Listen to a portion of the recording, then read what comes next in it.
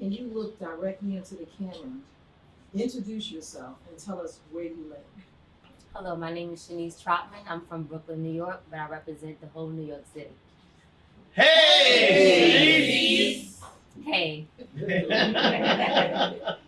Can you describe the moment when you had to say goodbye to your children?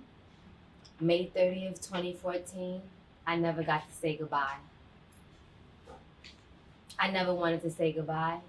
And as I stood there looking at the police officers with their guns aimed to me, still in my most prized possession that I brought to this world, I knew I could never say goodbye. How did you feel while your kids were in ACS custody? My children have been taken away from me illegally, without a warrant, without any imminent danger. Since May 30th, 2014 to the time present, I was not arrested.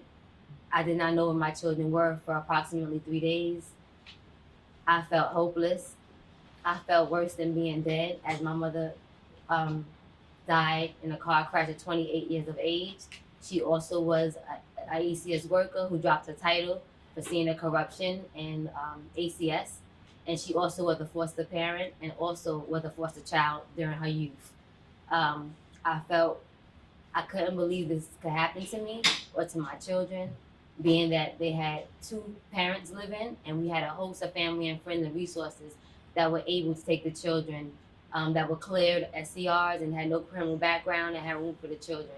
So I was very surprised that my children entered the system with no evidence or no notification to what my children were being taken for from me. Can you describe your experience with agency or foster care and caseworkers? I've researched a lot, and I wanted to give a notice to the world for thanking them for posting information, whether it was affecting their life or whether they took interest to it, because Google and the parents that are going through the situation and the children are not afraid to talk.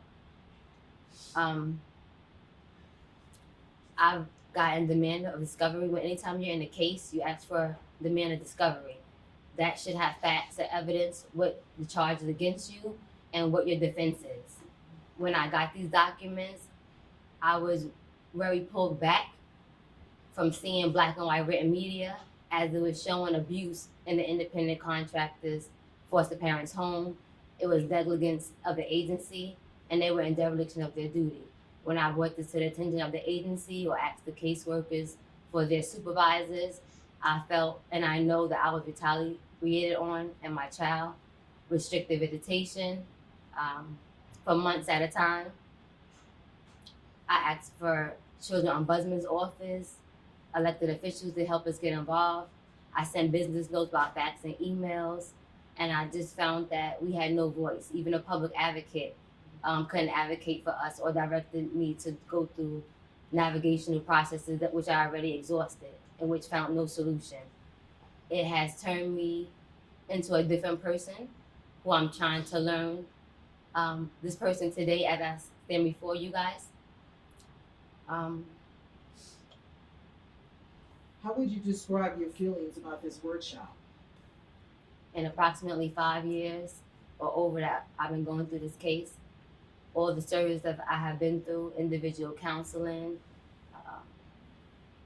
parenting, domestic violence, group therapy, whether I paid for it, all of the services I paid for myself, I felt like when I came here yesterday, I had the most restful sleep since approximately 5 years. Yes. I felt like I had a community that was supporting me. And I felt like sometimes all blood is not family, all family is not blood. And I felt like I had gained my power back and I had found my resources to bring it attention to the world and let them know that our children now is our future and that we cannot let the state take all our constitutional rights. We have to learn who we vote for. We have to learn what states we choose to live in when we become a parent, Yes. because we're not living for ourselves. Yes. And I understand that right now, I didn't understand racism.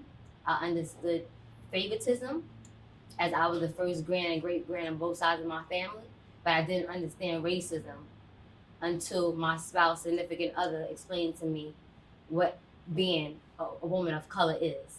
and when you assert things and don't be obedient to the jurisdiction or submit to their claim and challenge them, what resources we would have to face and what resources we would have to have. Yes. I appreciate this workshop again for letting me be a voice for the color of people that recognize me. I recognize the tribe that I come from. I have found solution and support as well by hearing everybody else's stories and seeing that there is a light for this tunnel. And even though today may be the last day that I might see or encounter you guys in spiritual and physical form, I'll never say goodbye for the memories that we will encounter that everlasting. Yeah.